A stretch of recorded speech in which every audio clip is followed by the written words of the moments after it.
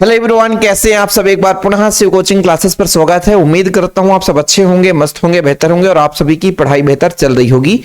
जैसा कि बच्चों क्वार्टरली एग्जाम के लिए एमपी बोर्ड का क्वेश्चन बैंक आया था और मैंने चैप्टर 1 और चैप्टर 2 का ऑब्जेक्टिव करा दिया था और चैप्टर नंबर जो 3 है बच्चों वो सिलेबस में नहीं है। चैप्टर नंबर 4 सीधा सीधा आपके सिलेबस में है जो आपका क्वार्टरली एग्जाम होने वाला है। इसलिए बच्चों क्वेश्चन बैंक का हम पूरा सोल्यूशन आपको प्रोवाइड कर रहे हैं। इसके पहले हमने जो आपको प्रोवाइड किया था वो हमारे प्लेलिस्ट में मिल जाएगा, तो आप परेशान मत होना। चलिए शुरू करते हैं आज का। यहाँ पर देख सकते हैं बच्चों डी और एफ ब्लॉक के तत्व।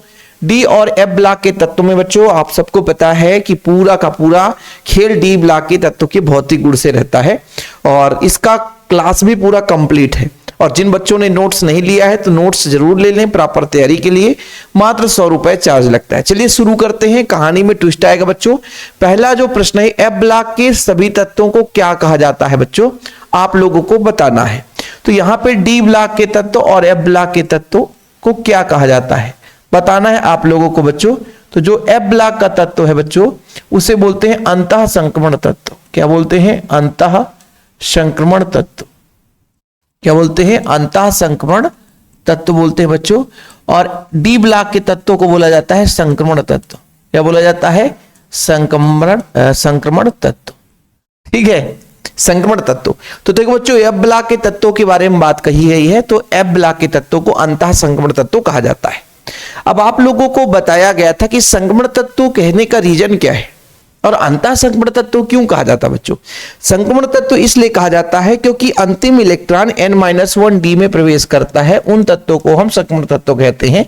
साथ में दूसरा चीज ये है बच्चों कि ये S और P दोनों के बीच है ना उपस्थित है, यानी S ब्लॉक के तत्व और P ब्लॉक के तत्वों के बीच उपस्थित है, इसलिए उसे संक्रमण तत्व कहा जाता है। दोनों के बीच मध्यस्थता का काम करता है। दूसरा चीज एफ ब्लॉक के तत्वों को अंतः संक्रमण, क्योंकि संक्रमण के अंदर n-2 एफ में प्रवेश करता है अंतिम इलेक्ट्रॉन, इसलिए उसे अंतः संक्रमण तत्व के नाम से जाना जाता है।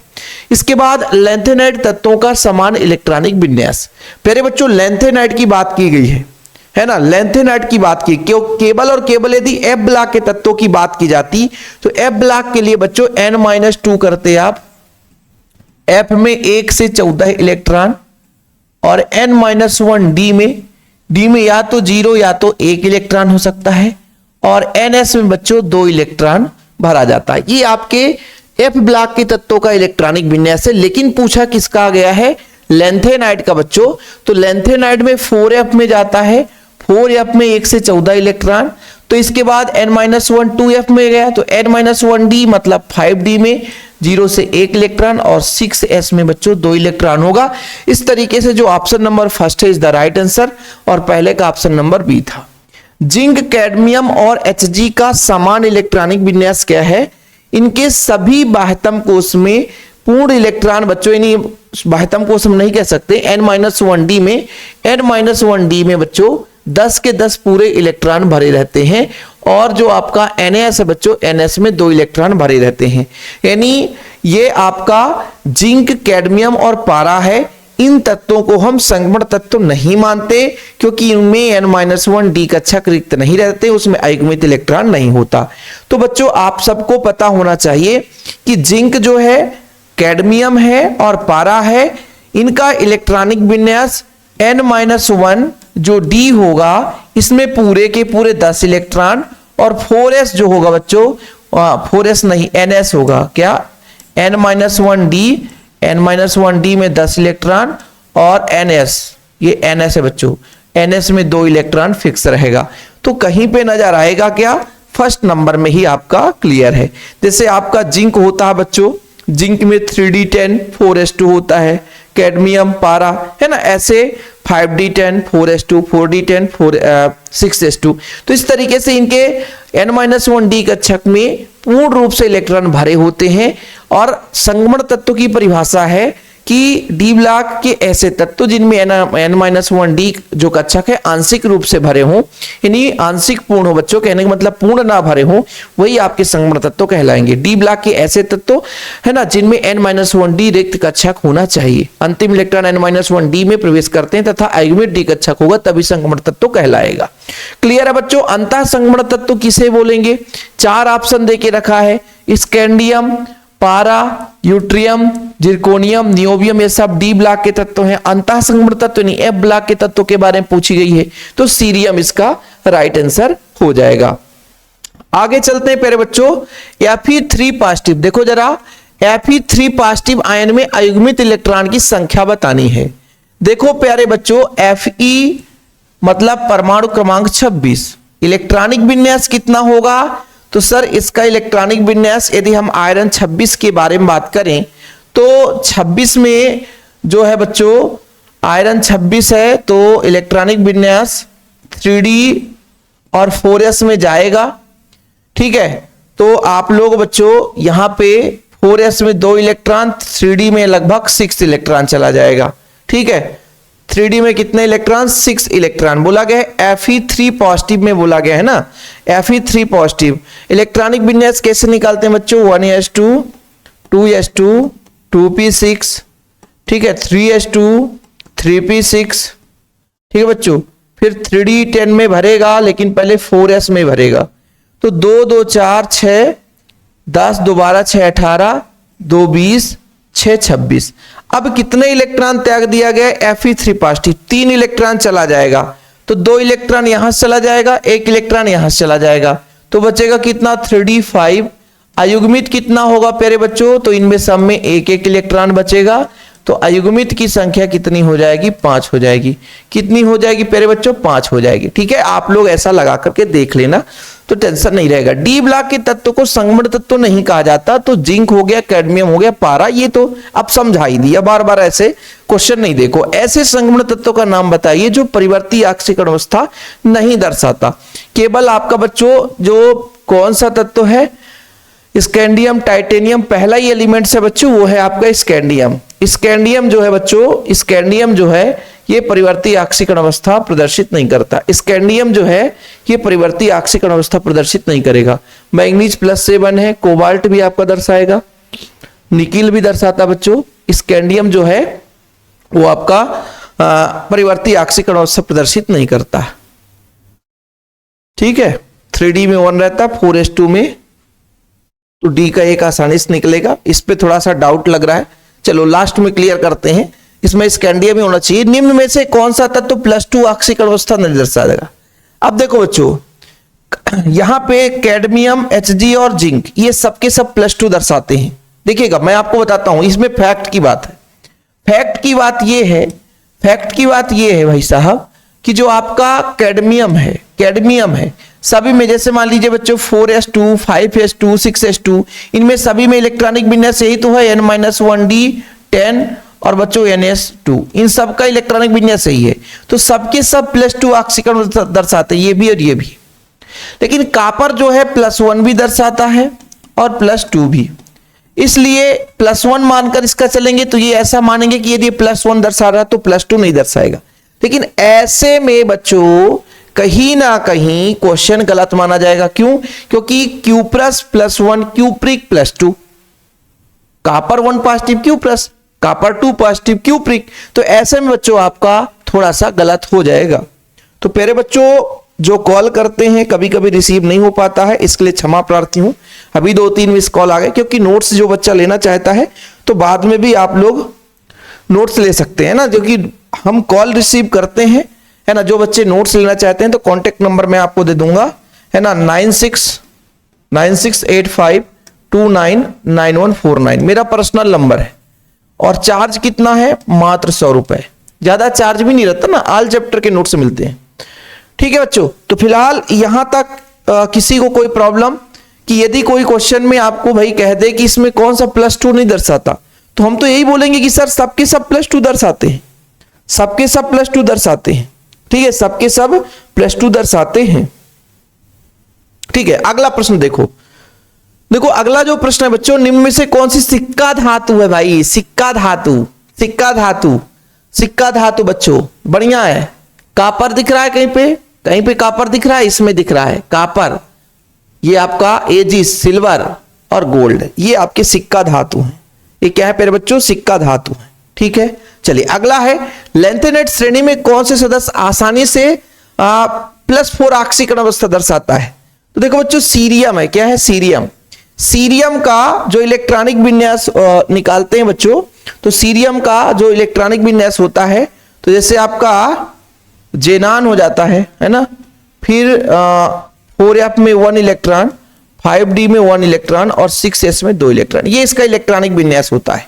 ठीक है, परमाणु क्रमांक कितना है, लेंथेनम के बाद सीरियम आता है तो 58 होता है, सबको पता है ना। जेनान का 54 होता है, टोटल 58 होता है। तो ये बच्चों 2 1 3 यहां से 2 निकालेगा, एक यहां से निकालेगा, एक यहां से निकालेगा, है ना। इसलिए सीरियम जो है आसानी से +4 रिप्रेजेंट करता है। ठीक है, सीरियम जो है आसानी से +4 रिप्रेजेंट करता है। ठीक है,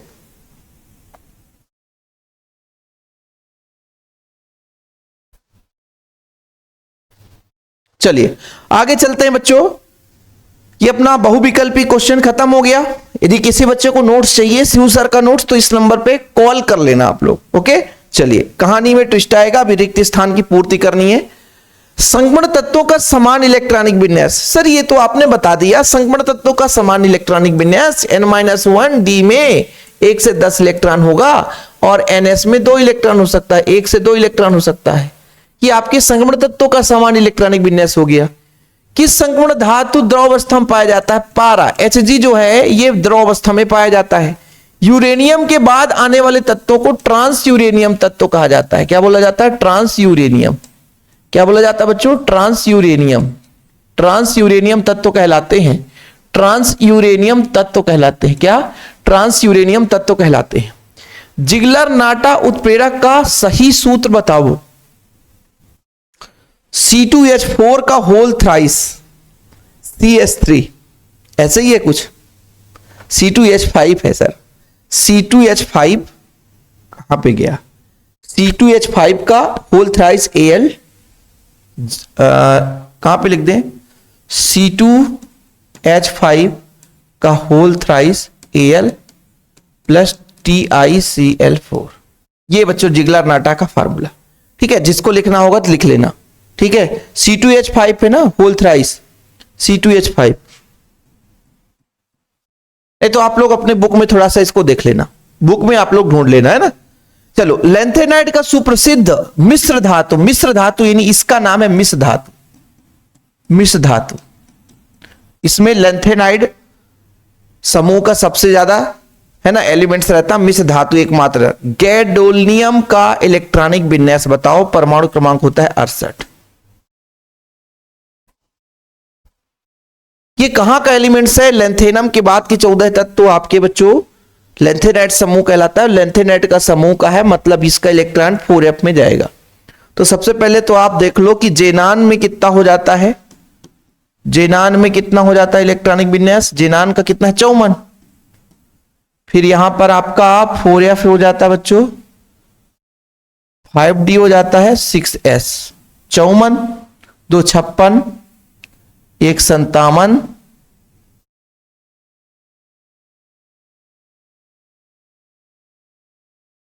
7 इलेक्ट्रॉन इसमें भरेंगे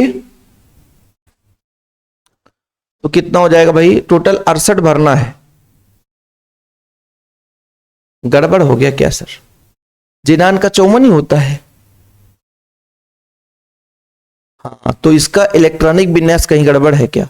हाँ, ये भाई गैडोलिनियम का 64 होता है, ये है परमाणु क्रमांक। वही तो मैं सोचा परमाणु क्रमांक गड़बड़ है, परमाणु क्रमांक गड़बड़ होने से देखो गैडोलिनियम का परमाणु क्रमांक 64 होता है। तो जेनान का कितना होता है प्यारे बच्चों, जेनान का 54। ठीक है, फिर ये आपका 4f 5d और 6s, इसमें 2 इलेक्ट्रॉन भरेगा, इसमें 1 इलेक्ट्रॉन भरेगा तो बचेगा 7, इसमें इलेक्ट्रॉन भर देंगे। सिंपल, ये आपका इलेक्ट्रॉनिक विन्यास। चलो कर लेना बच्चों। KMnO4 में Mn की ऑक्सीकरण अवस्था कैसे निकाली जाती है, K का +1 होता है, Mn का हमको निकालना है, ऑक्सीजन 4 है, इसका -2 होता है, बराबर में 0 कर दो। तो 1 धन x 4 दूनी 8 बराबर 0, तो x माइनस 7 बराबर 0, x बराबर +7, x बराबर +7 हो गया बच्चों, x बराबर +7। और mn का सबसे ज्यादा आक्षेपण अवस्था होता है +7। mn का ये कई बार हम लोग जमाने में इसको रटे थे, निकालना ना, मान लो बनता था, लास्ट में सीखे थे, पहले तो बना ही नहीं। Zn केवल Zn मैंने आपको बताया था, Zn है, कैडमियम है और पारा है, इनका समान इलेक्ट्रॉनिक विन्यास n-1d होता है और इसमें 10 इलेक्ट्रॉन होते हैं और ns में 2 इलेक्ट्रॉन होता है। d का इलेक्ट्रॉन निकालना कठिन होता है, इसलिए केवल s का इलेक्ट्रॉन निकलता है बच्चों। तो सब के सब +2 ऑक्सीकरण अवस्था दर्शाते हैं, क्या केवल +2।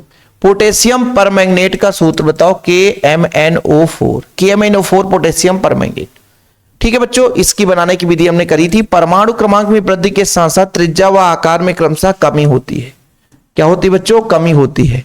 इसे ही लेंथेनेट संकुचन के नाम से जानते हैं। लेंथेनम समूह में बाएं से दाएं चलने पर आकार में कमी आती है, त्रिज्या में कमी आती है, उसे हम लेंथेनेट संकुचन के नाम से जानते हैं।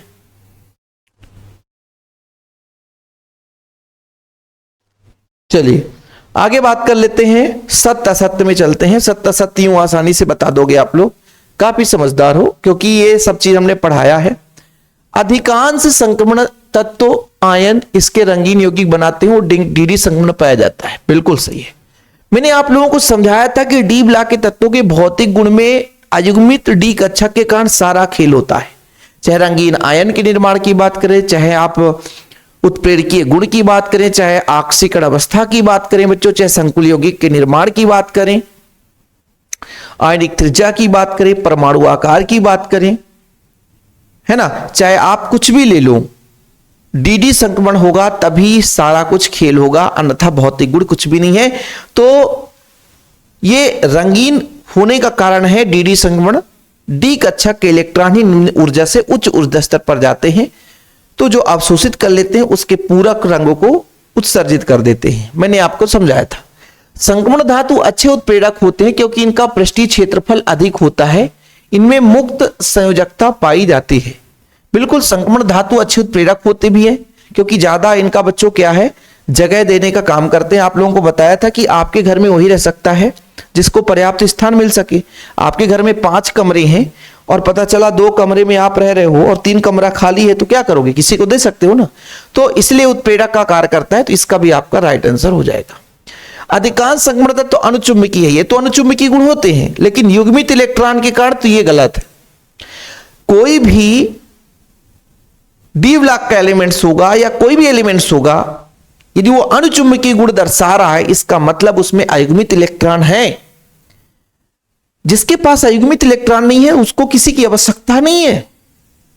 आपके पास एक प्यारा सा दोस्त हो तो आप किसी दोस्त को बनाओगे ही नहीं, सही है कि नहीं? और जिसके पास दोस्त नहीं है वही दोस्त बनाने की कोशिश करेगा। इसलिए कहा जाता है कि भाई यदि अनुचुंबकीय है तो उसमें अयुग्मित होना चाहिए, लेकिन बोल दिया प्रश्न क्या युग्मित होता है, इसलिए गलत हो गया। लेंथेनेट संकुचन के कारण लेंथेनेट तत्वों को पृथक पृथक करने में कठिनाई उत्पन्न होता, सही है, क्योंकि गुणों में समानता आ जाती है और 2 बराबर लंबाई के 2 भाई हैं जिनका आकार भी सेम हो गया। भाई उम्र में बराबर है, आकार भी सेम हो गया, वैसे ही दिख रहे हैं, तो फिर हमको पृथक करना कठिन हो जाएगा कि नहीं? भले इनका परमाणु आकार बढ़ता जा रहा, उम्र बढ़ गया, लेकिन आकार बराबर है। इस कारण से गुणों में समानता आ जाती है, तो पृथक करना कठिन हो जाता है। क्यूप्रस आयन रंगहीन होता है जबकि क्यूप्रिक आयन रंगीन आयन नीले रंग का होता है। इसका कारण यही है, कॉपर जो होता है इसका इलेक्ट्रॉनिक विन्यास 3d10 होता है और 4s1 होता है। जब ये 1 पॉजिटिव जाता है तो 3d में पूरे इलेक्ट्रॉन रहते हैं और 4s में 0 हो जाता है। अब देखो बच्चों, डी में यदि अयुग्मित नहीं है तो डी संक्रमण नहीं पाया जाएगा। यदि डी संक्रमण नहीं पाया गया, डी संक्रमण नहीं पाया गया तो ना तो रंगीन आयन बनाएगा, ना तो उत्प्रेरकीय गुण दर्शाएगा, ना तो संकुल यौगिक का निर्माण करेगा, कुछ भी उसकी क्रियाकलाप नहीं होगी। इसलिए बच्चों रंगीन आयन नहीं बनाता है। और जब हम Cu2 पॉजिटिव में चलते हैं तो यहां से अब S में तो है ही नहीं है कि इलेक्ट्रॉन त्यागेगा, तो 3d9 बचता है और 4s में 0। इसका मतलब ये जो D है अब इसमें अयुग्मित इलेक्ट्रॉन हो गया है, अब ये इधर उधर घूमेगा भाई साहब, तो ये रंगीन दिखाई देगा। अंतःसंगमण तत्वों का समान इलेक्ट्रॉनिक विन्यास n-2। बच्चों आपका ये भी सही है, ठीक है ना, और ये वाला गलत। F में 1 से 14 इलेक्ट्रॉन, n-1 D में 0 से 1 इलेक्ट्रॉन, NS में 2 इलेक्ट्रॉन, तो ये भी आपका सही है। ठीक। सीरियम की मिश्र धातु लाइटर बनाने में, हां भाई, लैंथेनम समूह का एक मिश्र धातु है जिसका नाम है मिश्र धातु, उसमें आपका सीरियम भी रहता है, लाइटर बनाने में प्रयोग करते हैं। Mn2 पॉजिटिव का चुंबकीय आघूर्ण, सर चुंबकीय आघूर्ण कैसे निकालते हैं? अयुग्मित इलेक्ट्रॉन की संख्या के आधार पर। देखो बड़े प्यार समझना, manganese, scandium, titanium, vanadium, chromium. Manganese का होता है परमाणु क्रमांक 25, इलेक्ट्रॉनिक विन्यास 3d5 4s2। सबसे पहले Mn2 पॉजिटिव यदि आएगा तो Mn2 पॉजिटिव में बच्चों 2 इलेक्ट्रॉन ये त्याग देगा, तो 3d5 4s में 0। तो अयुग्मित इलेक्ट्रॉन की संख्या कितनी? अयुग्मित इलेक्ट्रॉन की संख्या 5। डी में अयुग्मित इलेक्ट्रॉन है 5। डी में कितने अयुग्मित इलेक्ट्रॉन? 5। अब जो चुंबकीय आघूर्ण होता है, यह फार्मूला होता है √NN+2। ठीक है, मतलब प्यारे बच्चों अयुग्मित इलेक्ट्रॉन की संख्या 5 है, 5 धन 2। ठीक है, अब बच्चों ये 5 ही रहेगा और गुणे में कर दो, 5 2 7, 7 पना 35 हो जाएगा, और इसका जो 5.9 के आसपास आएगा चुंबकीय आघूर्ण, जबकि यहां पर 3.9 है, तो ये गलत है, ये आपका गलत है। लेंथेनम तथा लेंथेनाइट श्रेणी के धातु श्वेत एवं मृदु होते हैं, ये आपका सत्य है। जिंक, कैडमियम, पारा को संक्रमण तत्व कहा जाता है, ये गलत है, संक्रमण तत्व नहीं कहा जाता। इसके पीछे रीजन भी मैंने बता दिया कि संक्रमण तत्व क्यों नहीं कहा जाता। इसके पीछे रीजन ये था प्यारे बच्चों कि भाई n-1 D में पूरे इलेक्ट्रॉन भरे हैं, इसलिए ये संक्रमण तत्व नहीं कहलाते हैं। चलिए क्लीन करो और आगे चलो सही जोड़ी में। इसको तो आसानी से बता दोगे बच्चों, जो आपका Zn है, पायरोलुसाइड का सूत्र MnO2 है बच्चों। ठीक है, 3d1 4s2, ये स्कैंडियम का परमाणु क्रमांक 21। नारंगी ध्रुव क्रोमिल क्लोराइड। प्रीमिथियम जो है बच्चों लेंथेनाइट का रेडियोधर्मी तत्व है। जिंक जो है बच्चों, जिंक में अयुग्मित इलेक्ट्रॉन नहीं पाए जाते, इसलिए रंगहीन होगा। क्या होगा? रंगहीन होगा, क्योंकि आपको बताया था कि 3d10 और 4s2, इसमें डी में अयुग्मित इलेक्ट्रॉन नहीं है, इस कारण से रंगहीन है। क्या है? रंगहीन है। एक शब्द में उत्तर, फटाफट 10 प्रश्न है, 5 मिनट से ज्यादा आप समय नहीं लगना चाहिए, एकदम सुपर फास्ट। केमिस्ट्री को धीरे धीरे इसलिए कर रहा हूं क्योंकि रटने वाली चीज नहीं है, यदि इसको मैं समझाऊंगा नहीं तो फिर दिक्कत हो जाएगा, आंसर बताने से कुछ मतलब नहीं होता बच्चों। प्रथम संक्रमण श्रेणी के कौन से धातु अधिकतम ऑक्सीकरण अवस्था दर्शाता है? तो मैंने आपको KMnO4 का एक एग्जाम्पल अभी यहां पे आया भी था कि पोटेशियम का +1 होता है बच्चों, Mn का x कर दें, ऑक्सीजन का यहाँ पे 4 ऑक्सीजन -2 होता है, बराबर 0 करेंगे तो x - 8 बराबर 0, तो x +1 है बच्चों, तो x - 7 बराबर 0, तो x बराबर +7 आता है। तो मैग्नीज जो है बच्चों, मैग्नीज जो है ये +7 ऑक्सीडेशन नंबर दर्शाता है। चुंबकीय आघूर्ण का सही सूत्र बताओ, तो √N × N+2 होता है, ये चुंबकीय आघूर्ण का सही सूत्र भी आपने निकाला। कोबाल्ट 2 पॉजिटिव आयन में कितने अयुग्मित इलेक्ट्रॉन होते हैं, इसे बताना है। बढ़िया बता देंगे सर। क्रोमियम और copper, iron, cobalt, nickel, copper, zinc. ठीक है सर। देखो स्कैंडियम, टाइटेनियम, वेनेडियम, ठीक है, फिर chromium, manganese, iron, cobalt. Cobalt का परमाणु क्रमांक कितना होता है बच्चों? कोबाल्ट का होता है 27। कितना होता है? 27। इलेक्ट्रॉनिक विन्यास 3d7 4s2। अब क्या बोला है? 2 प्लस कर दो, जब CO2+ हो गया तो S का इलेक्ट्रॉन चला जाएगा, तो 3d7 4s 0 हो जाएगा बच्चों। तो अयुग्मित इलेक्ट्रॉन की संख्या कितनी हो जाएगी? 7। कितनी हो जाएगी? 7। कितने इलेक्ट्रॉन? 7 इलेक्ट्रॉन। 3D श्रेणी का अंतिम तत्व तो आपका जिंक है बच्चों, परमाणु क्रमांक 23 है। इसका इलेक्ट्रॉनिक विन्यास n-1d अर्थात 3D में 10 इलेक्ट्रॉन और 4s में 2 इलेक्ट्रॉन। क्रोमियम परमाणु का सही इलेक्ट्रॉनिक विन्यास बताओ। देखो बच्चों इसका भी कहानी समझिएगा। क्रोमियम का है 24, तो होना कितना चाहिए, 3D में 4 और 5s में। क्रोमियम है, इसका है 24, तो होना चाहिए 3D 4 और 5s में 2 इलेक्ट्रॉन, लेकिन ये गलत है। स्थायित्व को प्राप्त करने के लिए ये बच्चों हो जाता है 3D 5 और 4s में 1, ये आपका सही है। ठीक है, तो ये क्रोमियम का इलेक्ट्रॉनिक विन्यास हो गया। Cr2 पॉजिटिव और Fe2 पॉजिटिव में कौन प्रबलतम अपचायक है, तो Cr2 पॉजिटिव होता है, क्योंकि आसानी से ये 2 पॉजिटिव से 3 पॉजिटिव में बदल जाता है। और अपचायक का मतलब दूसरे को अपचयित कर देना, मतलब इलेक्ट्रॉन ग्रहण कर लेना, क्योंकि खुद ऑक्सीकृत होता वही अपचायक है। देखना अपचायक का सबसे बड़ा फंडा है कि यदि अपचायक है नहीं खुद ऑक्सीकृत होगा, खुद इलेक्ट्रॉन ग्रहण कर ले। नहीं नहीं नहीं नहीं नहीं, ऑक्सीकृत हो जाए नहीं खुद इलेक्ट्रॉन त्याग दे, उल्टा बता दिया ना। अपचायक मतलब दूसरे को अपचयित कर दे, दूसरे को इलेक्ट्रॉन ग्रहण करने के लिए बोले और खुद इलेक्ट्रॉन त्याग दे, तो आसानी से इलेक्ट्रॉन त्याग देता है, इसलिए ज्यादा अपचायक है। लैंथेनाइड की कौन सी ऑक्सीकरण अवस्था सबसे अधिक स्थायी है, +3। गैडोलीनियम 2 पॉजिटिव का इलेक्ट्रॉनिक विन्यास, अरे अभी आपने निकाला था ना भाई, आपने निकाला था, इसको बता देना आप लोग, क्योंकि 64 था ना, 68 था कि 64 था, एक बार थोड़ा क्लियर कर लेता हूं।